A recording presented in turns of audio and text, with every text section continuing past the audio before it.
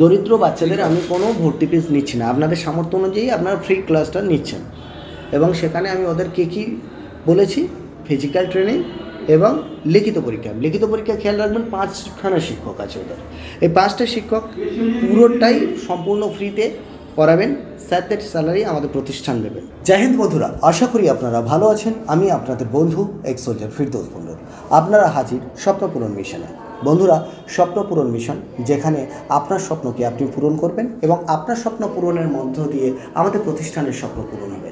আমাদের প্রতিষ্ঠানের স্বপ্ন, যে সকল বাচ্চারা সঠিক গাইড পায় না, যারা আর্থিকভাবে পিছিয়ে আছে, তাদেরকে আমরা ফিজিক্যাল ট্রেনিং এবং লিখিত পরীক্ষার জন্য আমরা সম্পূর্ণ ফ্রিতে একটি প্রশিক্ষণ শিবির তৈরি করেছি। আগামী দিন যাতে আপনার প্রত্যেকটি বাচ্চা, এই ভিডিওটা যারা দেখছে, তারা যাতে সঠিক গাইডের অভাবে না হারিয়ে যায়, তাদেরকে আমরা প্রশিক্ষণ দিতে চেষ্টা করব। আজকের আমাদের কাছে 2টি বোন এসেছে এবং সাথে 2টি গার্জেন এসেছেন। ওনারা এসেছেন দক্ষিণ 24 পরগনার সুন্দরবন অঞ্চল থেকে, প্রত্যয়িত গ্রাম থেকে। এবং সেখানে আমি শুনেছি ওনারা নদীতে সম্ভবত জাল ফেলে বা কিছু অর্জন করেন, জীবিকা অর্জন করেন। তো স্যারদের সঙ্গে আমি আলোচনা করবো। প্রথমত নমস্কার স্যার। তো প্রথমত আপনাদের পরিচয় যদি দিতে চান। প্রথমে আমি মেয়েদের জিজ্ঞাসা করি, মা তোমার নাম কি? সুপ্রিয়া পাল। আর তোমার নাম কি? রাখি মণ্ডল। তো স্যার, আপনাদের বাড়িটা কোথায়? মইপিট। আচ্ছা স্যার, আপনার বাড়িটা একই জায়গায়? হ্যাঁ। আচ্ছা, তোমরা দুজন বন্ধু তাই তো? আচ্ছা, একই গ্রামে নাকি? আচ্ছা, তো আমি শুনলাম যে আপনারা সোশ্যাল মিডিয়া দেখে এসেছেন, আপনাদের সঙ্গে অনেক কথা হলো। আপনি কি জব করেন বলছিলেন? মাছ কামড়া ধরেন। আচ্ছা, আপনি কি করেন স্যার? বাড়ির চাষবাস করেন, মানে কৃষক তাই তো? তো ঠিক আছে স্যার। তো বাচ্চাদের আমার কাছে রাখতে চান, তো বাচ্চাদের আমি ভর্তি ফিস কত টাকা নেব বলেছি?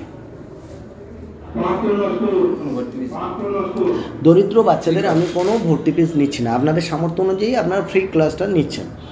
এবং সেখানে আমি ওদেরকে কি বলেছি, ফিজিক্যাল ট্রেনিং এবং লিখিত পরীক্ষা খেয়াল রাখবেন। 5খানা শিক্ষক আছে ওদের, এই 5টা শিক্ষক পুরোটাই সম্পূর্ণ ফ্রিতে করাবেন, স্যারদের স্যালারি আমাদের প্রতিষ্ঠান দেবেন।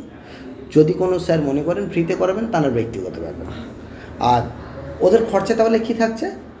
থাকা খাওয়া দাওয়া খরচা, হোস্টেল খরচা 2টো আছে। একটা, যারা সকালে নাস্তা করবে, একটু ভালো মানের খাওয়া দাওয়া খাবে, তাদেরকে আমরা 5,000 টাকা নিচ্ছি থাকা এবং খাওয়া দাওয়া বাবদ। আর যে সকল বাচ্চাদের আর্থিক অবস্থা সত্যিই খারাপ, যারা মনে হয় যে সপ্তাহে একদিন মাছ একদিন মাংসতে চলে যাবে এবং নাস্তা আমরা তাদের দিতে পারবো না, তাদের সকালে শুধু আমরা ছোলাটা দিতে পারবো, সেই সকল বাচ্চাদের কাছে আমরা 3,500 টাকা করে নিচ্ছি।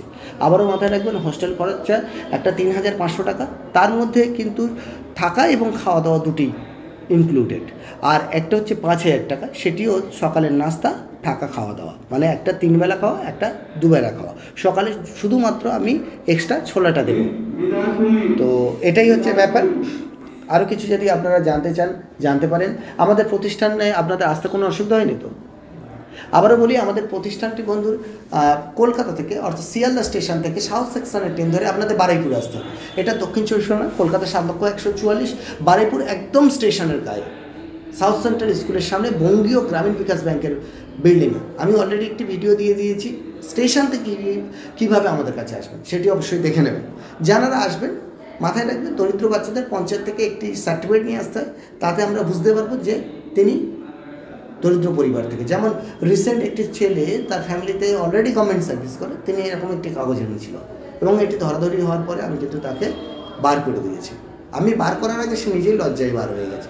আপনাদের যদি বাড়িতে কেউ সরকারি চাকরি করে, তারপরেও মনে হয় যে না, আমাদের পক্ষে সম্ভব নয় বাচ্চাটাকে হেল্প করেন, আপনি একটু নিশ্চিন্তে বলে দেবেন, আমরা তাকে ফ্রি অফ কস্টেই করাবো, কোনো অসুবিধা নেই।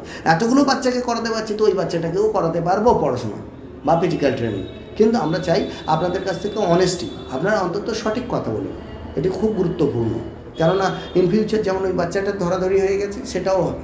কেননা আমি যেন জানতে পারি যে আমি যাকে পড়াচ্ছি সেই মানুষটা সত্যিই সাহায্য পাওয়ার যোগ্য, তাকেই এ করব। তো স্যার, আমি এই যে মিশনটা করছি, আপনাদের কি মনে হয় এতে কিছু বাচ্চার ভবিষ্যৎ হবে তো, না হওয়া উচিত? তো আপনারা যদি যে সকল বাচ্চারা আসতে চাইবেন, ভারতবর্ষের বিভিন্ন প্রান্ত থেকে, তাদের সম্পর্কে কি বলবেন? তারা আসতে পারে? অনেকের গার্জেন আসতে পারে না, তাদের পক্ষে সম্ভব নয়। যেমন সকালেই একজন কথা বলছিলাম শিলিগুড়ি থেকে, বহু স্টুডেন্ট কথা বলেছে, তো সকালে একজন শিলিগুড়ি থেকে, তার মা আসতে পারবেন না, পসিবল নয়, বাবা নেই, মা একা আছে, তো তিনি কি হয় একদম তার ওই বাচ্চাটাকে ছেড়ে দেয় আমাদের উদ্দেশ্য। তো তাদের উদ্দেশ্যে কী বলবেন আপনারা গার্জেন হিসাবে? যেহেতু এত কথা সব কিছু আলোচনা হয়েছে, তাদের কোনো সমস্যা বা আদার্স কিছু বলে মনে হয়েছে? হতে পারে সমস্যা হতে পারে। ঠিক আছে, তাও বলবো আপনারা গার্জেনরা আসবেন, নিজে চোখে দেখবেন, দেখার পরে বাচ্চাদেরকে আমাদের কাছে দেবেন। আর 18-র নিচে কোনো বাচ্চা যদি আসে, যেহেতু 16 বছর 1 মাস থেকে আমরা স্টুডেন্টের ভর্তি নিই, তাদেরকে অবশ্যই গার্জেন আসা উচিত বা বাধ্যতামূলক। আর গার্জেনের একটা ডকুমেন্টস লাগবে। বন্ধুরা, আমরা এসএসসি জিডি, যেটা BSF, CISF, CRPF, SSB, ITBP, Assam rifle, NIA এবং এসএসএফের জন্য আমরা তৈরি করছি। আরপিএফ অবশ্যই। এছাড়া রাজ্য পুলিশ, কলকাতা পুলিশ, আবগারি police, traffic police, jail police এবং দমকল বাহিনীতে আমরা তৈরি করি, এবং সাথে সাথে Indian army, navy, air force. Indian আর্মির যে সকল ছাত্রছাত্রীরা লিখিত পরীক্ষা দিচ্ছ, তাদের বলবো মাঠের জন্য কিন্তু তোমরা আর লেট করো না, ইমিডিয়েট চলে এসো। ইন্ডিয়ান আর্মির লিখিত পরীক্ষা এবং ফিজিক্যাল কিন্তু আমরা স্পেশালিভাবে তৈরি করি। তো বন্ধুরা, তোমরা এগিয়ে যাও, তোমরা দেশের ভবিষ্যৎ, তোমরা দেশের ভাবি সোলজার, সাথে থেকো। আর এই ভিডিওটি সেই সকল ভাইদের কাছে পৌঁছে দিও যার প্রকৃত দরকার সঠিক গাইডে, যার অর্থের অভাবে যে পড়াশোনা করতে পারছে না বা সঠিক গাইড খুঁজে পাচ্ছেন না। আবারও বলি, সবাই ভালো থাকবেন। জয় হিন্দ, জয় ভারত।